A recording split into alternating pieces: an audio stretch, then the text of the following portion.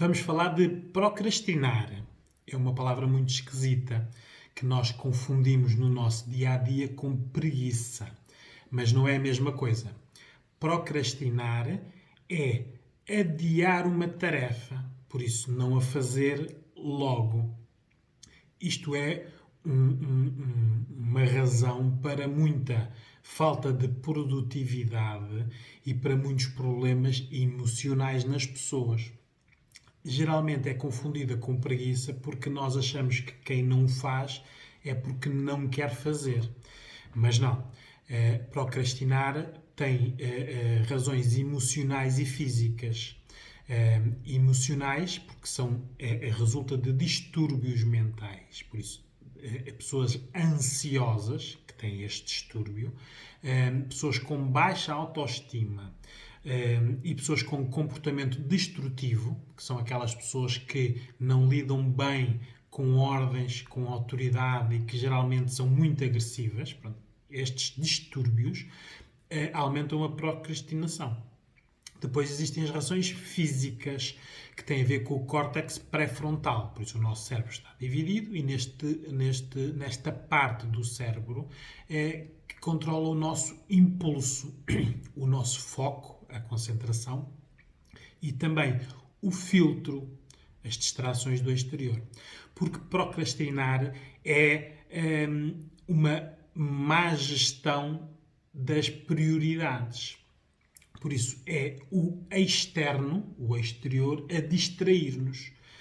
Pessoas que têm este problema, se lhe derem várias tarefas, a pessoa tem muita dificuldade em se concentrar numa, finalizando e passando para outra, escolher entre várias tarefas ou dar importância, classificá-las por importância.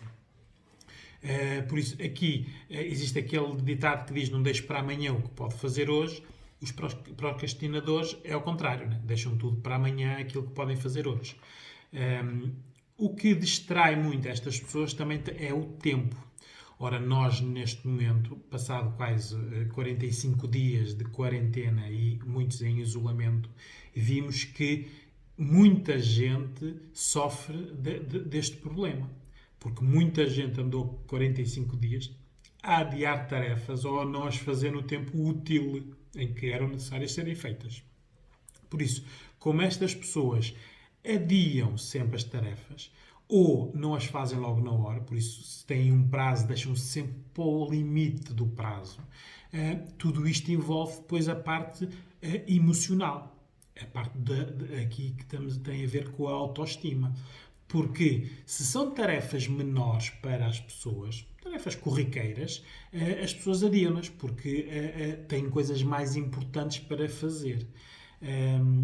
Se forem tarefas de responsabilidade, as tais que é preciso um prazo para serem feitas e são pedidas por alguém, a tarefa é sempre adiada para o final do prazo porque a pessoa tem medo avaliativo. Quer dizer que tem medo quando entregar a tarefa realizada, quem lhe pediu na sua avaliação o critique. Por isso é que adia, difere. Não é? Ora, isto tudo cria muitos problemas no dia a dia, não é? Problemas relacionais, não é? Imaginem um casal que, havendo uma pessoa que não procrastina e outro que sim, nunca estão em sintonia, não é? Isto é muito visto em todas as nossas relações que nós vemos, nossas ou dos outros, não é? Uma pessoa que faz muita coisa e outra que não faz nenhum, não é? Não confundir a procrastinação com preguiça, porque preguiça é não fazer, não quero fazer. Procrastinar não é isto. As pessoas sabem fazer a tarefa, muitas vezes têm competência para fazer a tarefa, só que adiam-na, não é? Porque não fazem aqui uma gestão de tempos e de importância. Se a qualquer pessoa lhes derem uma tarefa para fazer, o preguiçoso não a faz e o procrastinador faz, não é? Se derem 2 ou 3 tarefas para fazer, o preguiçoso continua a não fazer nenhuma nem as 3 e o procrastinador o que vai fazer é, ele não sabe qual é a mais importante, vai ver pelos tempos, né, qual é aquela que é urgente e qual é que não é urgente. E muitas vezes a urgente pode não ser aquela que é mais importante. Né? Isto são as tais situações que pela ansiedade que a pessoa tem, pela baixa autoestima, por isso pode não confiar nas suas capacidades. E como não tem estas duas coisas, é agressivo, não é? Ou agressiva na resposta, não é? Aqui o género masculino e feminino também diferenciam. Porque o género masculino, como tem mais apoios e benefícios na sua parte relacional, né? Numa relação, como tem o domínio, geralmente, a maioria das vezes é o homem que tem o domínio nas relações, acha que tem o direito de não fazer, ou de fazer dentro dos tempos que pretende fazer. Por isso é que se vê muitas situações em que a mulher, na relação, pede 20 vezes para se fazer a mesma coisa, né? Isto são os tais problemas relacionais.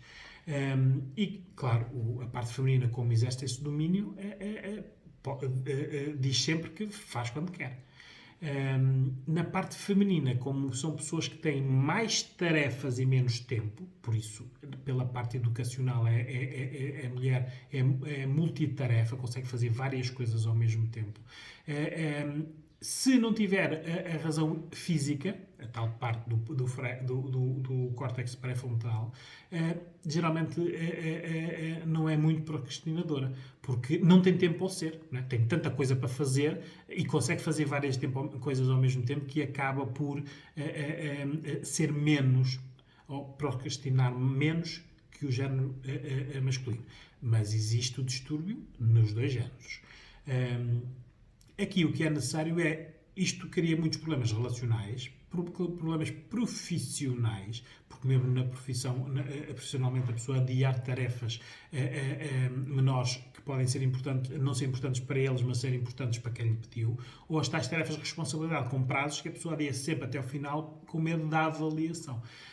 São pessoas que têm baixa produtividade e claro, como têm baixa produtividade, são sempre mal avaliados, têm baixa autoestima. Isto é um problema de padrões. Estas pessoas aprenderam este tipo de padrão. Aqui leva-nos a nós avaliarmos isto pela parte das idades. Nas crianças, isto aprende-se por modelagem. Se o pai ou a mãe forem procrastinadores, a criança aprende e, por modelagem, imita, não faz. Adia sempre. Isto nota-se muito, por exemplo, quando se educa as crianças a arrumar os brinquedos depois de brincar, não é? Como hoje em dia as crianças têm muitos brinquedos, eles arrumam tudo e depois nós dizemos arrumem e eles depois chegam ali e não sabem primeiro por onde começar, porque está tudo misturado, não é? Depois, como viram alguém a não fazer, neste caso a adiar a tarefa, também adiam. E depois, quando são pressionados para arrumar, têm o comportamento destrutivo, não é? Que choram, fazem birras e não fazem, não é? Isto é alimentado nos padrões que depois, e agora passando para os adolescentes, não é? Vindo de criança com este padrão, depois, claro, na parte dos adolescentes sente-se muito isso, não é? Quantas mães não pedem 10 e 15 vezes a um adolescente para fazer uma coisa simples, né?